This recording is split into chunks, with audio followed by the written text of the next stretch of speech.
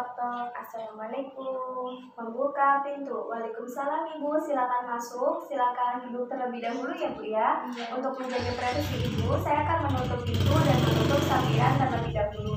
Menutup pintu. Menutup sampiran. Selamat pagi Ibu. Perkenalkan, nama saya Bidan Uci yang bertugas pada pagi hari ini. Sebelumnya nama Ibu siapa? Ibu Fitri, Ibu Fitri. Ada umur berapa Ibu? 25 tahun. 25 tahun ya Bu ya. Ada yang bisa saya bantu Ibu? Ya Bu Bidan, saya ingin mengetahui tentang gangguan mental emosional pada anak. Sebelumnya Ibu ini anaknya umur berapa Bu? 36 bulan. 36 bulan ya Bu ya. Sebelumnya ada keluhan nggak Bu? Tidak Tidak ada. ada ya Bu ya. Baik Ibu, jadi nanti di sini saya akan memberikan konseling tentang deteksi dini masalah mental emosional ya Bu ya. Yang tujuannya yaitu untuk mendeteksi secara dini adanya penyimpangan atau masalah mental emosional pada anak ya Bu ya. Anak prasekolah. Nanti di sini saya akan menggunakan bantuan lembar balik Bu. Nanti di sini ada gambar-gambarnya. Nanti Ibu bisa dilihat-lihat untuk lebih memperjelas dari apa yang saya sampaikan ya Bu ya. Untuk yang pertama saya akan menjelaskan jadwal deteksi dini masalah mental emosional pada anak prasekolah ya Bu. Jadi jadwal deteksi dini masalah mental emosional ini yaitu rutin ya Bu, setiap 6 bulan pada anak umur 36 bulan sampai 72 bulan ya Bu ya. Jadwal ini sesuai jadwal screening pemeriksaan perkembangan anak ya Bu ya. Lalu untuk selanjutnya saya akan menjelaskan alat atau sarana yang diperlukan dalam deteksi dini masalah mental emosional, yaitu menggunakan kuesioner masalah mental emosional atau KMME ya Bu ya, yang disingkat KMME, yang terdiri dari 12 pertanyaan untuk menggali atau mengenali problem mental emosional pada anak umur 36 bulan sampai 72 bulan ya Bu ya. Lalu selanjutnya saya akan melakukan deteksi dini masalah mental emosional ya Bu ya. Nanti saya akan memberikan beberapa pertanyaan, silakan nanti Ibu bisa menjawab sesuai dengan kondisi anak Ibu ya Bu ya. Untuk yang pertanyaan pertama, apakah anak Ibu ini sering terlihat marah tanpa sebab yang jelas, seperti banyak menangis, mudah tersinggung, atau bereaksi berlebihan terhadap hal-hal yang sudah biasa dihadapinya? Tidak ya Bu ya. Lalu pertanyaan selanjutnya, apakah anak Ibu ini tampak menghindar dari teman-teman atau anggota keluarganya seperti merasa sendirian, menyendiri, atau merasa sedih sepanjang waktu, kehilangan minat terhadap hal-hal yang biasa sangat dinikmati? Tidak ya Bu ya. Lalu untuk selanjutnya, apakah anak Ibu ini terlihat berperilaku merusak atau menentang terhadap lingkungan di sekitarnya seperti melanggar peraturan yang ada, atau mencuri, atau seringkali melakukan perbuatan yang berbahaya bagi dirinya, atau menyiksa binatang atau anak-anak lainnya, dan tampak tidak peduli dengan nasihatnya yang sudah diberikan kepadanya? Tidak ya Bu ya. Apakah anak Ibu ini memperlihatkan adanya perasaan ketakutan atau kecemasan berlebih yang tidak dapat dijelaskan asalnya dan tidak sebanding dengan anak lain yang seusianya?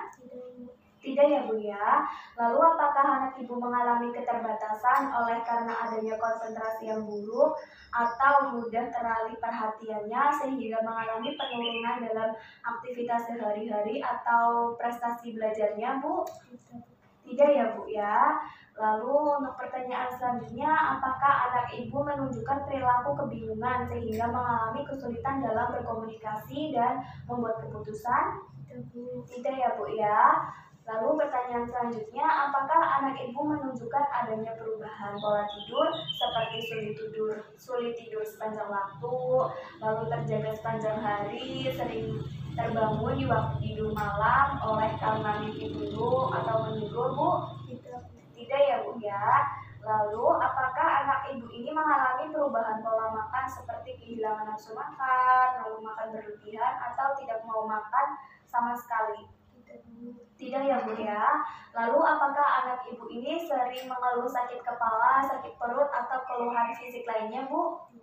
Tidak ya Bu ya. Lalu apakah anak Ibu seringkali mengeluh putus asa atau berkeinginan untuk mengakhiri hidupnya Bu? Betul, Bu. Tidak ya Bu ya. Lalu apakah anak Ibu ini menunjukkan adanya kemunduran perilaku atau kemampuan yang sudah dimilikinya seperti eh, meng- mengompol, lalu menghisap jempol atau tidak mau berpisah dengan orang tua atau pengasuhnya? Itu, Bu. Tidak ya Bu ya.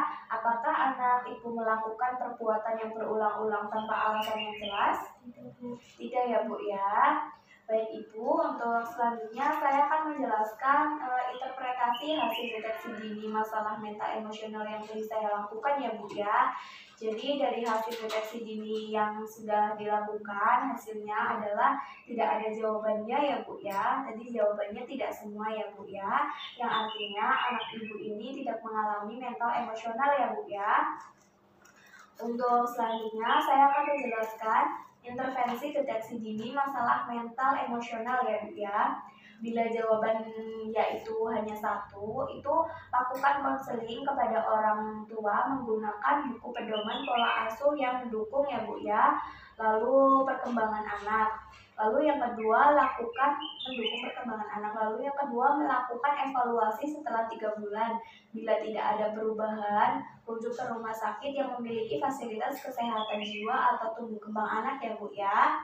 Nah, bila jawabannya itu ditemukan 2 atau lebih, itu harus segera dirujuk ke rumah sakit yang memiliki fasilitas ya Bu, kesehatan yang memiliki fasilitas kesehatan jiwa atau tumbuh kembang anak. Rujuk harus disertai informasi mengenai jumlah dan masalah mental emosional yang ditemukan ya Bu ya. Lalu untuk selanjutnya yaitu saya akan melakukan evaluasi ya Bu ya. Dari apa yang saya sampaikan, apakah bahasa saya mudah dipahami? Bisa. Bisa ya Bu ya. Apakah ada yang ingin ditanyakan? Tidak, Bu. Tidak ada ya Bu ya. Karena tidak ada, saya akan melakukan evaluasi ya Bu untuk mengukur sejauh mana Ibu bisa memahami dari apa yang sudah saya sampaikan. Tadi jadwal deteksi dini masalah mental emosional pada anak prasekolah itu kapan ya Bu ya? Pada rutin 6 bulan pada umur anak 36 sampai 72 bulan. Iya, benar sekali ya Ibu Fitri ya. Apakah ada yang ingin ditanyakan lagi Bu Fitri? Tidak ada ya Bu Fitri. Baik Ibu Fitri, bila nanti ada yang bisa dibantu lagi, bisa datang ke sini lagi ya Bu Fitri ya. Saya cukup sekiankan konseling pada pagi hari ini Bu. Terima kasih ya Bu. Mari saya antar ke depan Ibu.